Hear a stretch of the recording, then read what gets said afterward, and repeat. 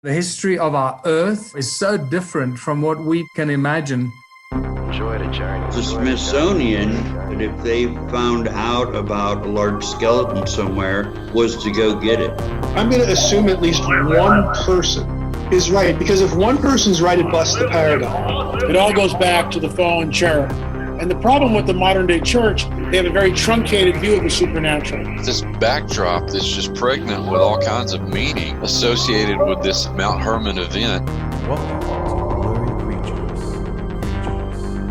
And this guy defects from the kingdom. That's a big deal.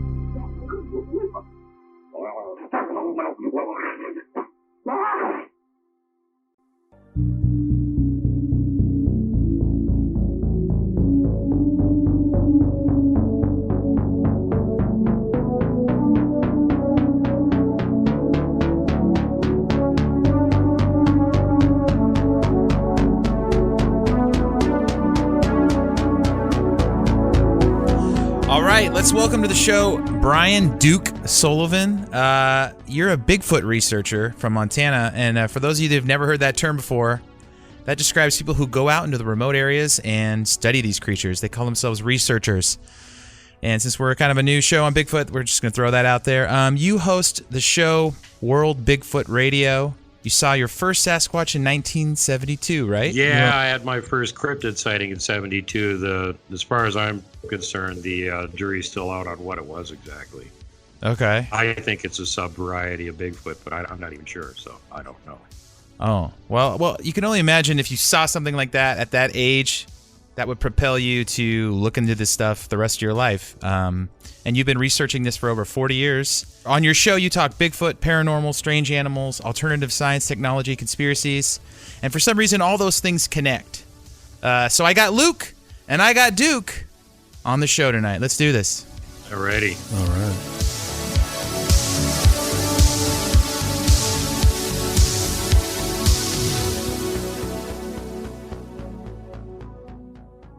So maybe you can talk about that first encounter as a kid and kind of how it set you off into this path of Bigfoot and trying to figure out what it was you saw. That was quite the experience. I was about 10 years old. I was out sledding with one of my other friends, and we had recently discovered that if we went all the way back to the end of this fire lane that they had cut, that there was kind of a big slough back there that you couldn't get across during the summer. But it looked to us like there was a big steep hill on the far side of it. Okay. So we got to the other side and went, well, that was a lot of effort, but there's still this hill over here looks really steep, so let's go check it out. Trudge up the incredibly steep hill. Yeah. It almost looked like they had tried to start making a fire lane on that side at one point and then just decided that it wasn't worth doing and gave up on it, because part of it at the bottom was open, but then we thought that was the top of the hill, and we got to the top, and it wasn't the top of the hill. There was another hill sitting right back behind it. We decided that since we hadn't actually tried to go down this thing yet, and there's only like two of us there, that we would go one at a time. One of us would be about halfway up the hill and watching to make sure the other guy didn't wipe out on the first half of the hill, and then also watching that they made it down to the second half of the hill before they trudged to the top and took their attempt at it. So that's what we were doing. And the third time I went up to the top, I was standing up there, and you get up to the top, and we just had like a little runway for our little plastic sleds that we would put down. As I was turning around to put my sled down, something caught my attention. My subconscious mind went, hey, something in the scenery changed. And I'm like, wait, what? Something looked different. So I look back again, and I'm still looking and just about to jump on the sled and go down the hill. And I turned back and looked again, and this time I could see that what was drawing my attention was, most of the top of this hill had like hardwoods. It's middle of the winter. There's no leaves on them. Everything's bare and denuded looking, except over, as I'm facing away from the hill to my right-hand side, there was this huge black spruce tree. And, the first couple of times I had been up there, it only had one trunk, but now it had three. And the other two trunks had hair hanging from them. Gray hair with like little snow dingleberries in it. Oh, damn it. One of our stupid neighbors found our sledding run already. They're up here spying on us. They're probably going to throw snowballs at us. They got a pair of those funky snowmobile snowmobiling pants that actually existed back then that had like fake fur on the outside of them. And they're sitting there watching us, and I'm like, you jerks, you're just going to ruin our awesome sledding hill that we're going to keep all to ourselves.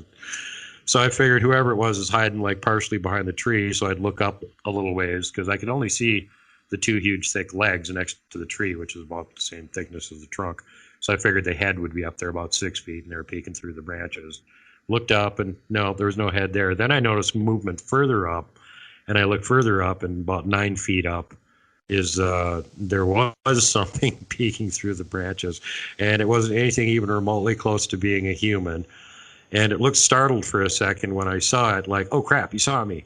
And then he gave me this big grin, and that was extremely disconcerting because this thing had like an ear-to-ear mouth and huge teeth in it that looked more like shark teeth to me than anything. Plus, the way it was standing there looking at me was holding the upper branch up with one hand, and it was holding the lower branch down with the other to make enough space for it to see through. So I could only see that part of its face, but I could see its fingertips. And to me, it looked like it had black talons on the end of its fingertips. So I immediately decided I have no idea what the hell this thing is, but it's huge and it looks carnivorous, and I'm out of here. And I jumped on my sled and tried to break the world luge speed record down the hill. And, you know, it's a really good thing we built that run as well as we did, because this is the first time either one of us tried it at full speed. And I was if those supers hadn't worked, I would have went flying off right into a tree and gotten killed. But at that point, I didn't care. It was like, I'd rather pile into a tree and get killed than get caught by whatever the hell that thing is back up on the hill behind. Yeah, yeah. How far are you guys from home at this point? About 3 miles. Okay, so you're like you're kind of out there. Yeah. Down a fire lane about 3 miles out in the woods, yeah. And then we just went back to my house. And for some reason, he didn't ever ask me, you know, what were you running from or anything. And I never asked him if he saw anything. Just when he finally caught up to me, he went, oh, I'm tired. And I went, well, let's go back to the house and warm up. You said that you think this is like a subspecies of Bigfoot because it didn't look like a normal Sasquatch? No, it doesn't look anything like the normal ones. It was about 2 years later when I was just hanging out with Dave again, and he goes, hey, remember that time we went sledding on the fire lane? And I'm like, no. You know, when we were way back there past that slough on that really tall hill, and I'm still not remembering it. I'm like, no. And you came, yeah, man, you were like sledding down the hill really fast, and you looked scared, and you said, run like hell. Then I remembered it. All of a sudden it came back. You like blocked it out. out. I was like really not happy that he brought that up. For about 2 years after that, I didn't even want to go in the woods at all. And I still loved hunting and everything. So I would go like hunting near the house, like within eyesight, or 100 yards, heavily armed like Rambo. And then finally I would go out further in the woods with lots of other friends heavily armed. And then I would go out in the woods like not quite so heavily armed by myself, and so on and so forth. Until I had my second encounter, which convinced me that it didn't matter if I was going out in the woods or not. They were still going to show up on the damn yard, so what's the point? Do you feel like you have something that attracts them to you? I hope not, but there seems to be a pattern of that sort of thing with other Bigfoot experiencers. A lot of the people who get involved in doing research isn't because they're interested in Bigfoot. It's exactly the opposite. They have no interest in it whatsoever, and they see one of the damn things. And then they go, well, what the hell? These things are obviously real. What the hell else is real? You know, that becomes a real problem. And I don't know if it's harder to handle when you're older or, you know, when you're younger. But for me at 10 years old, I was already like, well, adults are all liars. They told me there's no such thing as monsters. There's a friggin' monster right back there. Yeah. Gosh. No denying what that thing was. That was not a bear. We had bears around our property constantly. We only lived 2 miles from the county dump, and they would stop and snack on our trash cans on the way back and forth from it. In your research in the last 40 years or so, is there any significance to getting a smile from a Bigfoot as opposed to just seeing, you know, having a sighting? Absolutely. If they smile at you and they don't open their lips, they actually like you. They have that same characteristic as we do. If they open their lips and they show you their teeth, that's classic ape behavior. Almost all the great apes and most of the monkeys do this too. They're showing you part of the arsenal that they have at the ready to tear you to pieces. It's a threat. And you would say this one you saw in the snow was aggressive. Oh yeah. I'm convinced that's what the Algonquin Confederation of Natives were referring to as a Wendigo. And their experiences of those things in the upper northeast part of the country is exactly the opposite of the experience that most of the Indians on the Pacific Northwest had. I mean, I've read some of these ones you're talking about have like almost like scales. They just look like they've got like almost armor on just from rolling in the dirt and it drying and stones sticking to it. They just look like something came out of hell. I classify that as the Type 4, which is what you're referring to as a Genoska or the stone giant, or they also call them the shining ones. So apparently what they did then is that they would like rub themselves against trees and get the pitch and the sap and stuff like that in their hair. And then they would go roll around in the gravel and get all of these little rock fragments and small pebbles and stuff stuck into their hair. And then repeat process a few times. And after a while, they were just like a walking coat of armor. You know, it was all tar and rocks and stuff. When you hit that with flint arrowhead, it don't go in. Oh. Interestingly, after the natives got their hands on the boomsticks from the white man, there's no more reports of the stone giants having armor anymore. So whatever was up here was actually acclimated to living in subarctic conditions and living on a carnivorous diet, which is why I think, the big nasty shark-like teeth and the claws, talon-looking claws on the fingers. Okay. And I had two other people on my show that actually, I had a workup of the face that I saw done by a really good artist, Bigfoot 411. And then I showed that on the show where I was talking about it. And I had two other people contact me that went, dude, that's the same thing I saw. Dude, do you have that drawing? Is something we could look at and post on our Facebook page so our listeners could take a look at that as well? I can send it over to you guys. I don't have it handy on this computer, but I got another one.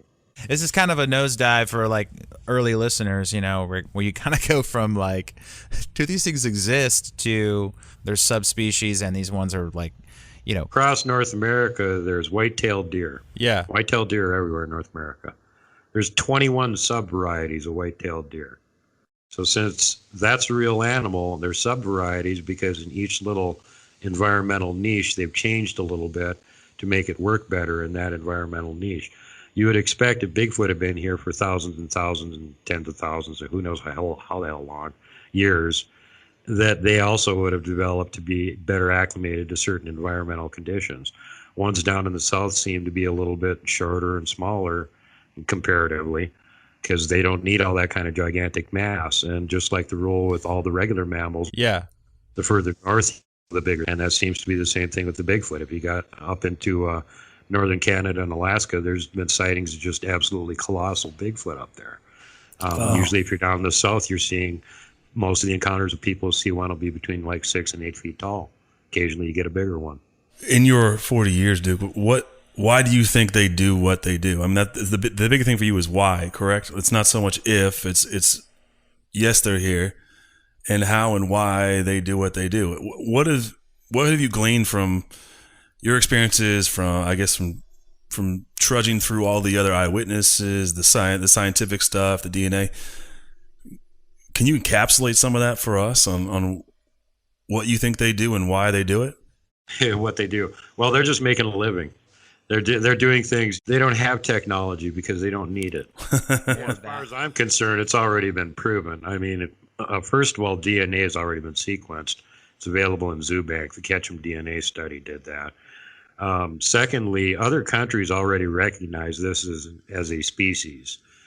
Russia recognized their version of the Bigfoot as a endangered species in 1965, and Germany and France both followed suit in 1967. Same year they got the Patterson-Gimlin film, by the way. It's interesting. It does go conspiratorial right away, and unfortunately there's just half the population is so afraid of uttering the words conspiracy theory, but it seems that you just can't avoid it when you're talking Bigfoot. And you can't avoid all the other paranormal stuff that go along with that. You know where the term conspiracy theory came from? CIA. That's right. They created that to help debunk people that were figuring out all their BS and were starting to expose it. Yeah, it was meant to push back on their propaganda experiments. Exactly, yeah. Yep. How often do you think the average person in the woods walks by one of these creatures? I'm looking for them, and I'm in areas I know they're around, and I've done it. They're incredibly stealthy. Look, they're tall enough. If you're in a pine forest or something, and you got some medium-sized pines. How high up is the lowest pine branch? Yeah, they're low to the ground. Yeah, it's like a Christmas tree. Yeah. So you're looking at, the lower branches on most of these common pine trees are going to be somewhere up between like 3 and 5 feet. Yeah. Okay, so that's below their waist. All they have to do is stand still, and you'll think their legs are other pine trees. And this is the kind of stuff they do. Most of them tend to be black. All they have to do is get in the shade underneath the tree, especially during the day, and sit there and not move. Invisible. Yeah. The other thing is their hair is really strange. It doesn't have, it's basically hollow. And I know a bunch of people that have gotten hair samples and have all tried this trick with it. And it actually picks up the color of whatever it's laying next to. So this helps them blend into things too. How much do you subscribe to biology versus some sort of supernatural ability? Well, that's, as far as I'm concerned, that's mostly just completely biology. Some of them do have paranormal abilities, not all of them. They're just like humans are. And I like to use the analogy that one of my brilliant friends gave to me on this one, and that's that if you're an alien, you came down and visited Earth right now, and your alien overlord said, pick one representative human. That's a good example of common humans. What would you take? Okay, because you've got some humans that go into space on the space shuttle, and you got other humans that are running around with horse-drawn buggies. What do you guys want me to grab? See, it's the same thing with Bigfoot. Probably the only paranormal ability they all have in common that seems to come up over and over and over and over and over is mind speak. And when you say mind speak, one of the most basic things everyone says is they feel like something's watching them. Are they making you feel something, or are they putting actual words in your head? No, it's because, it's just the power of their minds, like I was saying with even if you spend a lot of time in the woods and do a lot of hunting and stuff, you will notice that if you're being watched by a predator, you know it. You can feel it. One of your friends is watching you. You can tell there's somebody staring at you, and you go and you turn. Bigfoot are hyper attuned to that sort of stuff. I heard from a couple different people that have been watching them on the other side of a canyon through field glasses. And as soon as they had the field glasses on them for about 30 seconds, the Bigfoot stopped and turned and looked directly at them. Like they could tell somebody over there was watching them. They couldn't see exactly where they were, but they could feel their gaze. And that's what's happening. They're walking through an area, the Bigfoot is watching them. They have the Bigfoot's full attention, and they can feel the Bigfoot's gaze on them. And if it's feeling like a hostile feeling, yeah, the Bigfoot's pissed at you, and that's why you're getting that. Otherwise, you'll just get the creepy feeling, hey, I'm being watched. I can't see what's watching me. Something's Do you think watching humans can do that? We can project our feelings and thoughts to others. We just don't have we haven't tapped into that part of our brain yet, or something? Absolutely. If you're, you can do that when you're, if you're hunting too. I mean, if you're watching a game animal that you're thinking about shooting and you stare at it too much, it'll realize it's being stared at and it'll get jumpy. Lots of hunters can attest to that. It's weird. Sometimes I'll be thinking of my friend, and then my phone will pop up, and it'll be them calling me. I've had that happen so many times. I'm always like, "That's so weird. I was just thinking about you." Just made my point for me, buddy, because that's the same thing that's going on with the Squatches. They've all got basically paranormal abilities. We've all got them too. We just haven't learned how to use them. And most of them, the only thing they know how to do is mind speak. That's it. Some of their clans know how to do all sorts of nifty tricks. But unless you grew up in that clan, you didn't get taught how to do them, so you don't know how to do them. It's all what they have access to. And some of these Bigfoot clans are really advanced, and they've got a lot of tricks up their sleeve. And other ones are just, the only thing they got is mind speak, and they can outrun your ass easily, and that's it. So, Duke, if they mind speak, then talk about the vocalizations they do as well, because apparently have a range beyond the human range within their vocalizations. If they could mind speak and they vocalize, in your research or in your mind, what are the vocalizations all about then? Well, they're vocalizing. They're just talking to each other and stuff, and they are incredible mimics. They can make sounds of just about anything that they've heard. They can mimic it really well. We've heard reports of them mimicking the sound of a Harley Davidson starting up out in the woods. There was another guy that had them mimicking the logging trucks all the time. Wow. Yeah, after logging season was over, you'd still hear logging trucks. There's no logging trucks coming down the trail. Sounds like a ghost story almost. Like you're hearing things that have happened previously. Well, I think that's where a lot of these ghost stories came from originally. People would hear weird noises and stuff in some abandoned place and think it's haunted with ghosts. No, it's Bigfoot hanging around. Like voices. Yeah, they hear like voices, or and I know we've listened to the Sierra sounds, and there's some crazy, like, almost sounds like chatter, like people talking. Samurai chatter. Yeah. Yeah, you'd have to like record their language and slow it down for it to be understandable to us, even if we did know exactly what the hell they were saying, because they speak so fast.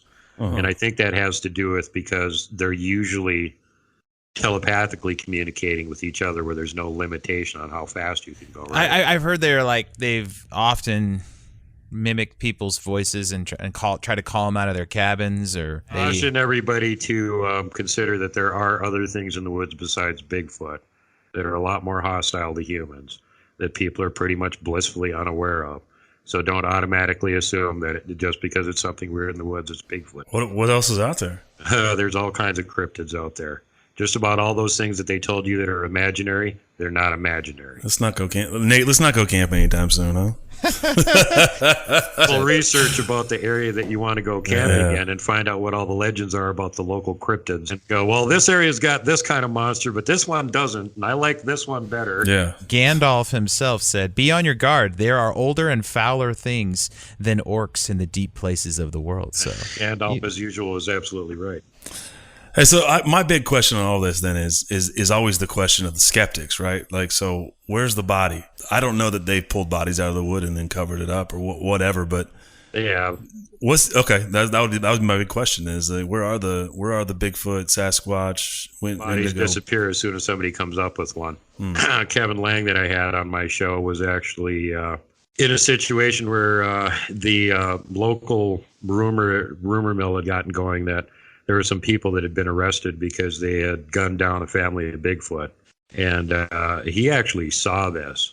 He was near the not usually used airfield where they had the transport plane, and they had the dead Bigfoot bodies that they had already tarped off, and they had them on pallets. They were hauling them in, and they had 3 people already in orange jumpsuits in chains that they marched onto the plane with them before they flew away with it. Wow. Why do you think they're keeping them hidden? Like, what's the point of Bigfoot not coming out? I can understand why the government hides, like, cures for diseases and other things, but keep in mind they're always trying to sell us on there's no such thing as magic. Everything is technology. Right. This throws that in the toilet. It also throws their whole evolution BS in the toilet. Hey, what are these other adjacent hominids still running around that you said were extinct? Right. You know, does it have something to do with the fact that you can't control them? Kind of make it sound like that there is these supernatural abilities that we all have, and we're all connected to something deeper, and there's a thread there, and the government or whatever doesn't want people to tap into the fact that they are supernatural creatures, and if they figure out if Bigfoot exists, it's supernatural. So is it just this slippery slope, kind of like people will become self-aware that that life, the explanation, the history? Right, you're absolutely right, but let's look at it for a second just from straight down the middle of the road scientific analysis. Bigfoot is suddenly real. Okay, who has been covering this up? You're going to tell me the government didn't know about this for all this time? Why were you covering it up? You've got an adjacent hominid that's clearly very human-like. It's one of our relatives. We've already established that with the DNA testing. Why are you covering this up? Why have you been lying to us about this all this time? Okay, so if the Bigfoot is actually real, what else is actually real? You remember all those giant skeletons they keep hiding all the time? They keep finding remains of giants and hiding them for the last 150 years, thanks to the Powell Doctrine from the Smithsonian, completely funded by the government, by the way. Smithsonian Museum, Powell Doctrine. Yeah, let's hide every giant skeleton that comes along. So the next thing on the can of worms that gets opened up is, well, Bigfoot's real. What about all these giants you've been hiding from us?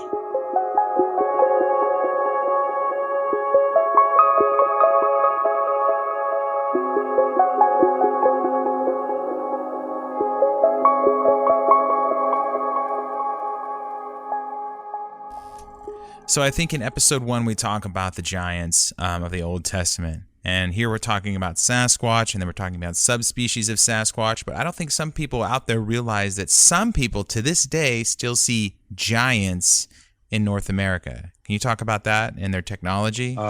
Yeah, people see giants, but giants have technology. They use tech like we do, even if it's really primitive tech.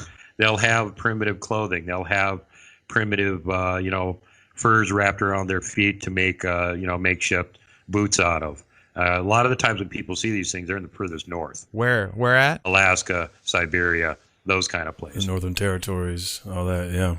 Yeah. Do they live underground, or they live underground and they come out? And biblically and from all the mythological standpoints that you can find, they always say that they live underground. And population numbers, what's the population of Sasquatch, you think, versus these creatures? Hard to know. I mean, just you got the natives down in the Southwest that talk about a lot of the giants are still around, that they're actually living underground, that they've been living underground for, hundreds of years. Occasionally one of them comes to the surface. Some of them have Bigfoot for their henchmen. They keep them as like frickin' slaves and bully them around, use them for henchmen. And occasionally one of them escapes and gets to the surface.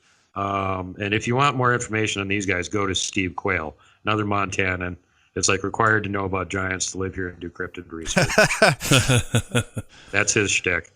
Dude, does this have anything to do with like the underground cities we hear about, like underneath the Denver airport and all those There's a lot of these presumed aliens and older races that aren't supposed to exist anymore that are all supposed to have, big hollowed out areas underneath the ground that they're living in, whether they're connected to each other or not. And then, of course, there's Phil Schneider with all the deep underground military bases that he was involved in building, and the tramways between them and stuff. So a lot of this stuff gets, linked up, and they have wars underground, and God knows what other weird stuff they're doing that we're not privy to. So real quick, the ones that people see like north up in Canada and stuff, like how tall are they? Yeah, most of those sightings, you're talking about something that's like between 15 plus feet tall. Dang. 15, 20. Yeah, they'll carry a club, or they'll have a spear, or they'll have a stone axe they made.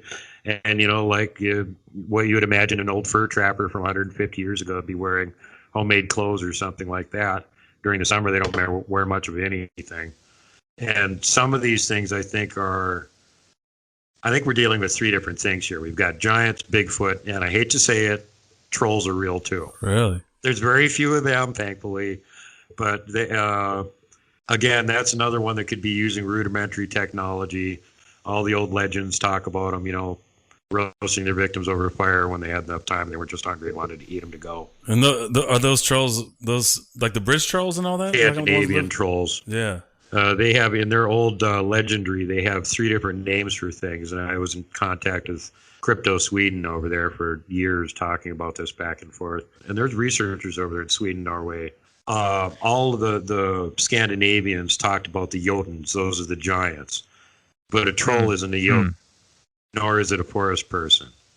And when the Swedes say troll, they're talking about anything supernatural is a troll. A little person, a big person, whatever, they're all trolls. Almost ghosts are almost trolls too. Huh. But when you're talking to the Norse idea of a troll is this big hulking monster that's like 8 or 10 feet tall that eats humans. Think Grendel from Beowulf. Yeah. Yep. Does this put the fear of God in people? Do most of these people just like freak out and they have to they have to kind of go through the philosophical understanding of their life once they see these creatures? There's a lot of researchers that quit or take long breaks after weird things happen or they see something that they weren't ready for. And I bet. How many of these sightings do you think happen and then that person doesn't survive? Oh, some of these cryptids, man, if you see one, you're almost guaranteed to not survive it. I was really hoping after I had talked about my sighting publicly and had a really good mock-up of it done so that I could show it to people, that there'd be like a whole flood of people coming in going, oh, I got chased by one of those, ha ha ha. Yeah, no, there's only been 2. So as far as I know, there's 3 witness survivors of this particular cryptid, and I'm one of them. Damn. And do you think that like this, stuff with the missing 411 and all the people that go missing in our national parks and the people that go missing across the country, do you think a fair amount of that has to do with cryptids? Yeah, there's a bunch of stuff going on with that. I mean, one of the things that they discount right away is, the circumstances are so bizarre, a human couldn't have physically done it. Yeah. Yeah, maybe. Or you're eliminating the possibility that there's humans that are in league with demons and can get shit done that way. The Janosko that I was talking about, absolutely. If you go wandering too far off in the woods by yourself, and they're not good suspects for a clean getaway. they're not liable to just grab you and walk off and not leave any evidence that they grabbed you and walked off, because they're pretty messy. They usually twist your head off. Jeez. The little people, they steal people sometimes and bring them back again, and sometimes they just never come back again. And there's been little people sightings on the continent as long as there have been people on the continent.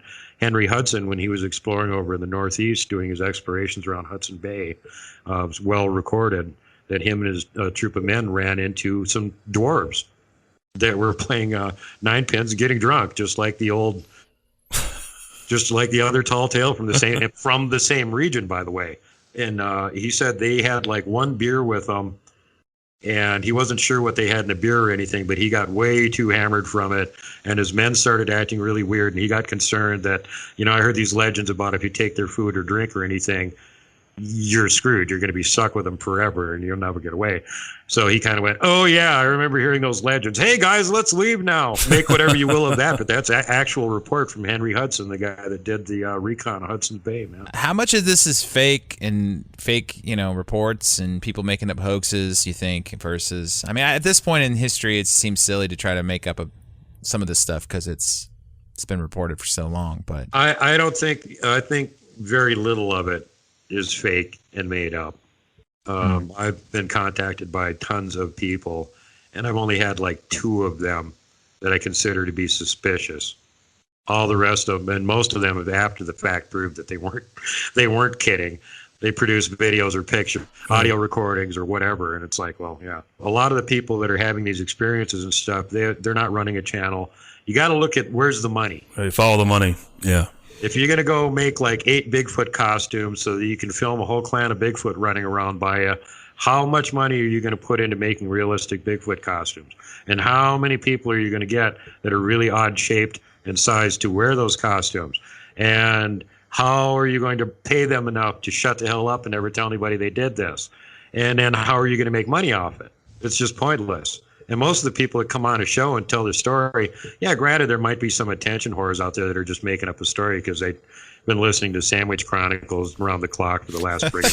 But I think that's an outlier. Most of the people you can just tell by their tone of voice and they're telling their stories and stuff. Some of these people have been severely traumatized, really terrifying stories. They won't come on a show and talk about it. Yeah, a lot of people come on these shows as therapy because they have no one else they can talk to, and the real traumatic ones, they don't want to come on. I heard that a lot. And something we should talk about too is like in the parks and stuff, like all the weird disappearances going on. I was just in the Smokies and I didn't let my kids get out of my sight because I know better. And a lot of people don't know this. And I think it's worth getting that information out there. Even if you guys don't believe in any of these cryptids or supernatural or anything like that, consider the fact that the people that work with the parks and all that sort of stuff are not really that forthcoming about telling us what's going on, and are frequently caught with their pants down saying, there's no mountain lions in this area, and then somebody will produce a picture of one the next day.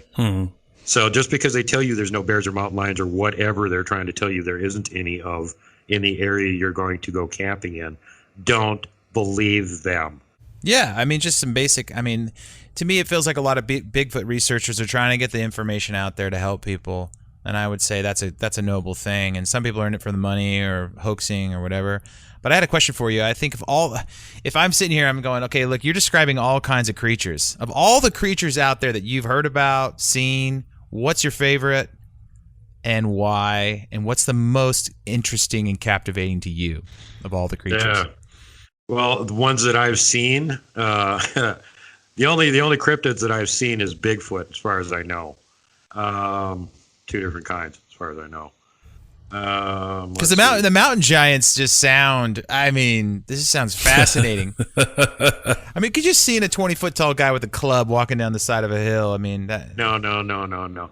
There was one of those guys that tried to tell it. He called Wes and told Wes his story, but wouldn't come on the show and tell it.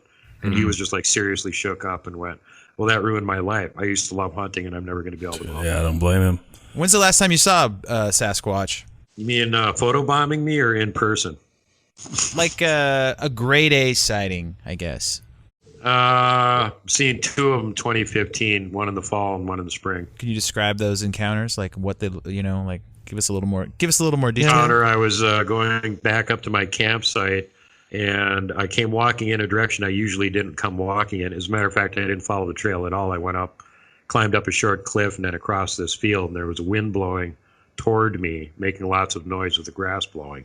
So apparently the Squatch did not hear me coming until it was too late, and I had walked through the tree line, and he didn't have any options. If he moved, of course, we see movement. So I would have caught him out of the corner of my eye and turned. So he just plunked his ass down like he was a stump and pretended he was a stump. And I had just been watching somebody else's channel when I was in town, and I went, oh yeah, this stump looks like a freaking Bigfoot. I'm going to get some video of pareidolia right here. This will be cool. So I reached down to pull my camera off my belt, and I look back at the stump, and the stump's now glaring at me. And I'm like, well, that's not a stump. He's about 60 feet away, and he doesn't look very happy. Maybe I won't take a picture of the stump right now. And I put my camera back in my belt, and I kept walking. When the next thing that occurred to me is, well, he's only about 80 feet from my camp. So I really don't want to piss him off because he's like between me and safety. If I have to abandon camp, he's in between me and the road, right? So I really don't want to piss him off. So I'm just going to pretend like nothing happened. That's right. I didn't see you. You're a stump. I don't believe you're a Bigfoot. It was kind of hilarious, too, because when he plumped his butt down, there was a stick there about that big around. Well, it wasn't a stick then. It was actually a small tree, but he squished it. So for the last few years, it's been really easy to find that spot because there's that one lone tree that's like growing up out of the ground at a weird angle, where he just sat down and squashed it. In the fall, we were camping. Me and Jack were both doing research down by the Blackfoot River. This is still warm, and there was no mosquitoes down there. I had my tent unzipped, and I was lying in there sleeping. And between my tent and his tent, there was a thicket about like 4.5 feet tall. And then there was another clearing that he had his tent in beyond it. I remember I was hearing commotion over by his tent, and I'm like, what the hell is he doing at 2 o'clock in the morning digging around by his tent? This guy's not a night owl like me. He doesn't wake up easy. And so just kind of silently, I didn't have to unzip my tent, so no zipper sound. I climbed right out of the tent, and I had a camp chair right there. So just silently sat on the camp chair. This racket's going on the whole time. And I went, hey. And all of a sudden, I hear him in his tent go, what? What are you doing by my tent? And I said, I'm not over by. And then he had a camp laid out in front of his tent. So you could see like a little glow around the opening where his tent was and stuff. And there was this tree about like yay big around. That was maybe 20 feet away from me. And all of a sudden, this huge shadow goes by the tree. And I'm like, oh, crap. And then I think, no, he's just getting out of his tent. He's got the lamp right next to his tent. When he got out of the tent, he was in a crouched position. It's shadowy, so it looked like this huge Bigfoot. So I'm like, oh, calming down. And he goes walking in front of the tree. No, it wasn't a freaking shadow. It was actually a huge Bigfoot. I'm like, oh, God. It was just over by your camp. And he goes, well, it wasn't you. And I go, yeah, I just saw it walk by the tree. There was one of them over there messing with your cooler. And he's like, I got to put my cooler in the tent. And I go, I'm not that sure that's a good solution. Yeah. Let's see, want some company. So that was pretty creepy because she couldn't have been more than 15, 20 feet away from me when she went around. She's trying to be silent instead of blasting through a thicket. She's taking our little winding trail that we've made through this underbrush. The only noise she made was when she was messing around with his tent. As soon as she started walking out of there, you didn't hear a damn thing. And that was something that, again, always blows me away, how they can be that huge and not make any noise when they're walking around. Do you think they have some sort of paranormal ability to, like, if they can send thoughts in your heads, if they can somehow mute their noise that they're making with their bodies? I don't know. I do know that they have, this is something that was brought up by Albert Ostman when he was kidnapped by them for a few days. They've got big fat pads on the bottom of their feet. And other people I know that have actually had contact and touched them, so they've got really thick skin, like about a half-inch thick. So you got about a half-inch thick skin, and then you've got this pad that's like that friggin' thick. It's like a gel insole on the bottom of your foot. And when they step down, it actually squishes out. You can see that in the tracks, the way that the tracks are formed. So that pad is like muffling and compressing and taking away most of the sound of them sneaking around. Plus, they're really good at sneaking around. I've heard it said many times that, like, when people have a sighting, it just gets completely silent in the forest. Like it's like noise. They enter into like a noise bubble, and there's no sound. I got a guy I'm going to be having on my show who goes under the handle of Bigfoot Anthropologist. That's his YouTube channel. And he does analysis of sound recordings. And we figured out quite a while ago, the Bigfoot Outlaws figured this out, that they had, infrasound capabilities. But me and Bear were talking about it, and we also think they have ultrasound capability, and that they can send and receive in frequencies above and below what our hearing range is. But getting all the little animals in an area to shut up, look, all you need for that is ultrasound.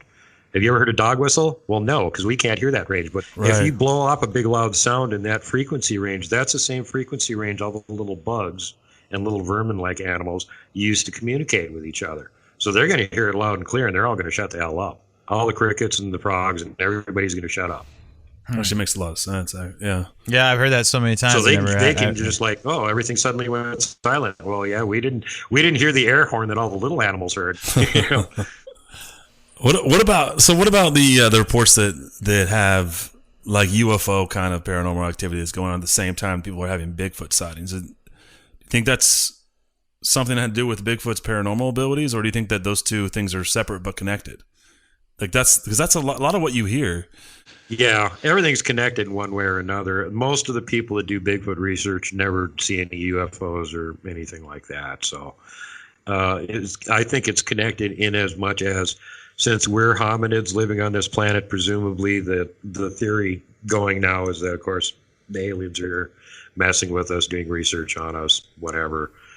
If they're going to come all that distance to do research on us, why wouldn't they do research on the other hominids that are living on the planet, which is Bigfoot? I mean, they're not dumb.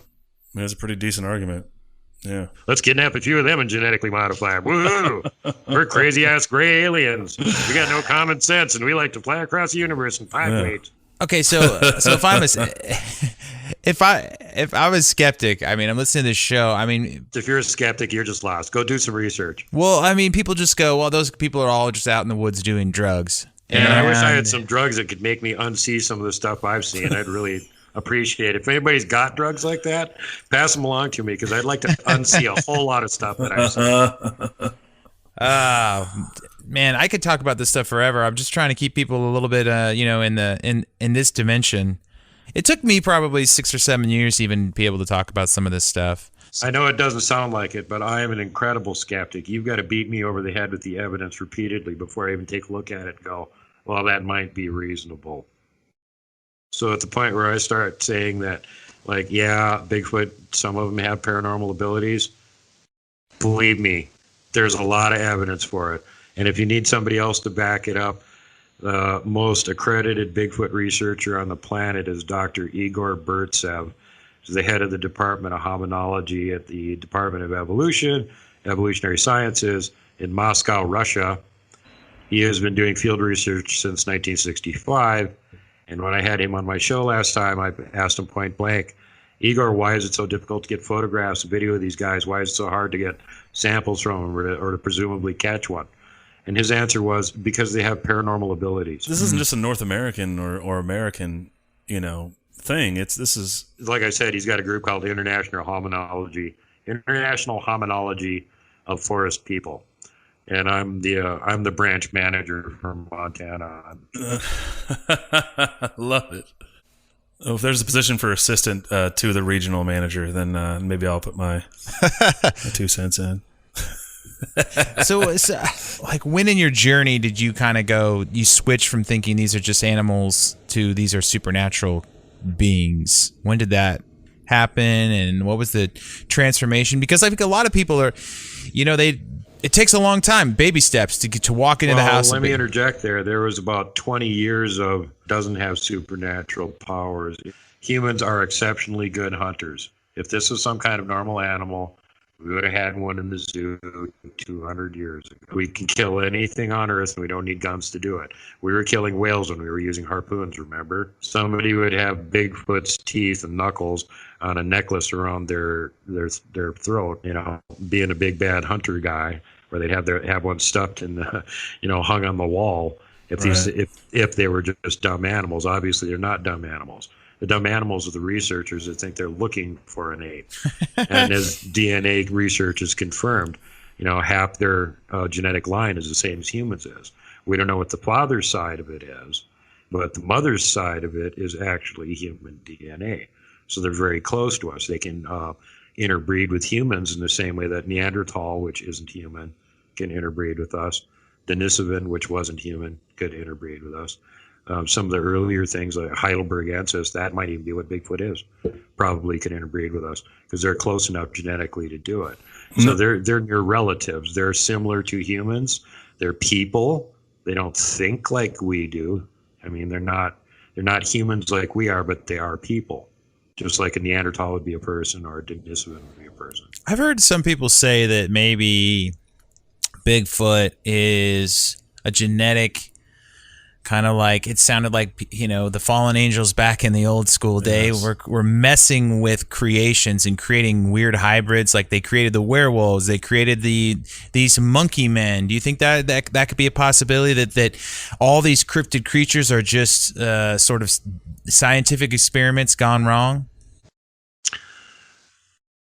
Or gone right. When I had Gary Wayne on, we talked about that. He's been on my show a couple times, and that's exactly what both of us think, that a lot of this stuff has nothing to do with human intervention. This is all the Nephilim, when they were using their technology early on to create all these weird hybrid monsters. Most of them got wiped out. There's still a few of them around. And now that we have the technology, we're going to try and bring back some of the ones that aren't around anymore. Yay, because we're stupid. Yeah. Yeah, like Duke, what you're saying is with you know, if the mother side is human, it sounds exactly like the Nephilim. Like essentially, yep. That's crazy. That's why some people, including the person that did the DNA study, lean toward them being Nephilim. But like what I like to point out from a biblical standpoint is there are no Nephilim anymore. Right. Nephilim is the old vernacular for them for pre-flood. After the flood, they're the Rephaim. They're the risen ones, the creepily somehow risen ones. You know, how were they risen again? Did somebody recome genetically? We didn't have the tech at the time to do it. My best guess is that some of them were hiding on the other side of portals while the disaster was going on, and others were underground in nice sealed chambers in stasis, waiting for the timer to go off and wake them up again. Exactly what the Indians in the Southwest say, that there's large groups of giants on the other side of some of these portals, and they have ceremonies and communicate with them. And the giants have been telling them they're getting ready to come back soon. Oh boy. Oh boy. So do you think that that's what they're trying to do with all these seances and megaliths around the world? They're trying to open these portals and history of that and get these creatures to come out and manipulating these creatures. I mean, I don't know how weird we want to get on this episode, but you know, just trying to figure out where, like, to go back in time and figure out where did Bigfoot come from, and if this is here, you know, you think linearly, you know, we're kind of in a snapshot in time in the middle. The creatures, the Nephilim, is it all connected? Is it all the same story, and we're just kind of piecing it together? It's like asking if Balrogs and elves are connected. Well, from Lord of the Rings standpoint, they are. How much of a connection is there? Not much. Is it all connected? Yes, in a roundabout way, pretty much all of it's connected at some point or another. Yeah. I personally don't think that Bigfoot are the Nephilim. There's other candidates for that. Gary originally had thought they might be the Horim, which is one of the tribe of Nephilim that were extremely hairy.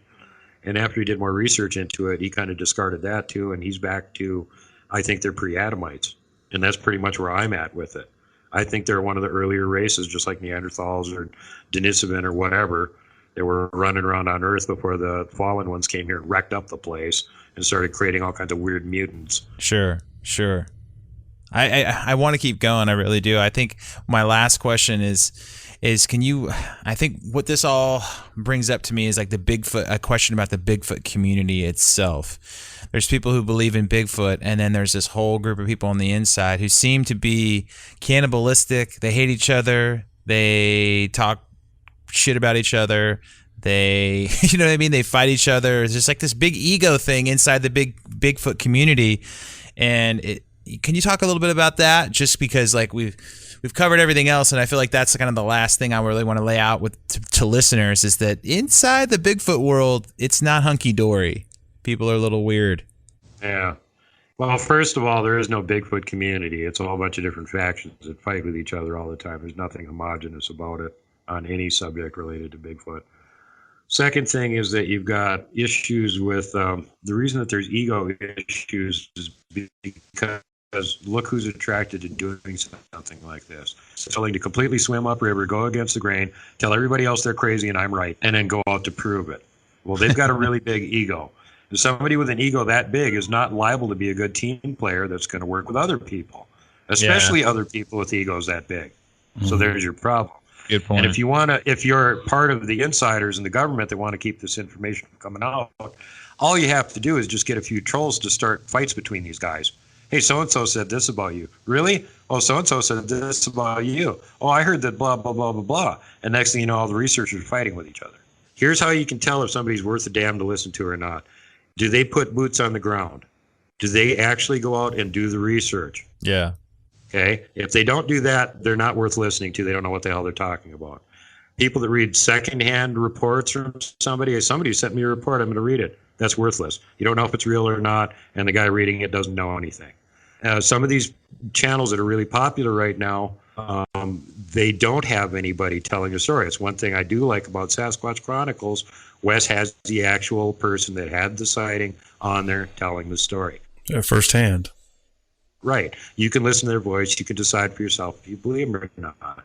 Give Wes a lot of credit for that. Some of these other guys, they're just flat out making these stories up. So, consider carefully who you're getting your information from and what the source is. The most reliable ones are the guys that are out in the field doing the boots on the ground research. And interestingly enough, those are the ones that aren't making any money. The guys that are actually doing the research and getting the information are the ones that are not making any money. It's purists, right? They're doing it for the doing it because we're interested in the subject. Right. We want to know more about it. And I'm fortunate enough that with my show being primarily geared toward having people with, evidence to show on it, that I've been able to get together a good group of, really honest researchers from all over the continent and from other parts of the world that aren't egomaniacs that want to share information with each other. Well, you get this consistency across the spectrum, and that's really what you need to establish empirical evidence, right? Like you need to have consistency. Yeah. Yeah. And whether you've got some kind of a degree or a piece of paper you paid for from the university is irrelevant to this. We're actually using the scientific methodology, testability and repeatability. Mm-hmm. You have a theory, you go out in the field and test it, see if it happens again. If it starts happening again a whole lot, like 100% of the time, then you can start going, this may actually be a fact and not just a theory. And then you can very carefully say, well, I think this is probably what's going on. Right, and especially of it already. Right, and especially if other people can repeat the same methodology and have the same results, right? That's where you're going to get foundational evidence. I would imagine, and that doesn't involve making up stories that for clicks or for television. The first time in my life I realized there's nerdy subcultures was when I was working in a camp in Santa Cruz and I got into disc golf for 2 months. Oh boy. Yeah. There's just all these nerdy dudes. It's always dudes, and they just obsess about stuff. Rarely do females enter into these spaces. Why is that? Yeah, there's too much of that competition going on, and then I said there's the other factions that are trying to induce that competition to keep people from working together, and they've been very, very successful at it for about 30 years now. Hopefully that'll come to a screeching halt now that we have social media and people actually can contact each other. Yeah, right. You can't. It's tougher to sow discord when you've got communication between parties. I could tell a researcher somewhere else, I got this crazy theory, you guys want to check it out? And by the end of the week, I've got 5 researchers coming back that have already been out to their areas and go, yeah, check this out, and here's what happened. Man, that's awesome. That's great feedback, instant feedback almost. So my last question, and then we got to go. This is our next last question. This is the last one. If you took Luke and I out, to your hot spot, what are the chances we'd actually see a Squatch? I was actually crunching the numbers on that, joking with one of my friends about it earlier this summer, and that I am about 90% for having people actually have a Bigfoot experience while they're out with me, and I'm close to 80% for people being actually seeing one while they're out with me. Nate and I are coming. We're going. I took 12 people out last summer, and there was only 3 of us that didn't get to see one. I was one of them, and 2 of my local team guys were the other 2 that didn't get to see one. One of them got to see 5. Another one got to see 2. 3 of them got to see 2. Yeah, there was just they're all seeing. We got audio recordings. We had air samples. Tons of tracks. That's awesome. I like those odds. Nate. Yeah, those are great odds. Some of these other guys that tell you that they'll take you out to live interact with a Bigfoot and then charge you I won't charge you anything, and I can virtually guarantee you're gonna have Bigfoot around there. They'll come mess with your tent if nothing else. Oh man. Yes. I love it, Duke. You sound like a purist. You sound like a guy who's interested in the subject, trying to help people, trying to be a good guy. And, you're not in it for anything else, but just curious. And you love this subject. And I appreciate you coming on the show and dropping all this stuff. I mean, my mind's spinning from everything from little people to 20-foot tall club-carrying beasts. You want to plug your show again, and if anyone wants to get in contact with you, maybe you don't want them to, but that's fine. Anybody wants to contact me, we actually have a Cryptid Report hotline that I don't have handy right now and don't have the number memorized, but you can drop me a line at worldbigfootcentral@yahoo.com. I also have the YouTube channel, World Bigfoot Radio. I'm on tfrlive.com every Friday with World Bigfoot Radio show there. And I'm also on Library, Bright Eon, and BitChute. So if you want to get my videos anywhere else, I currently have 197 out. Most of them are between an hour and 2 hours long, and these are not like sit around and chat videos. These are showing people out in the, showing their evidence videos, pictures of Bigfoot, pictures of tracks, pictures of tree structures, audio capture, that kind of stuff. So awesome. Yeah. Thank you. Thanks for having me on your show. This is enlightening. I appreciate it. Yeah, we love it. Thanks, Duke. We might call you back later if you have some more time. Then in a few months here, I'm gonna have to dig in and just really start thinking about all this stuff and unwrapping it. Might have to more questions, and we might have to get Montana and have an 80% shot, Nate. Yeah, I would love to go to Montana. I would be close to you though. We'd have to share a tent, and I'd be snuggling right next to you. I wouldn't. Well, as long as it's not a Bigfoot, I'm good. All right, Duke. Thank you so much. Thanks, Duke. I totally appreciate your time. Thank you, and don't hug the Wookiee.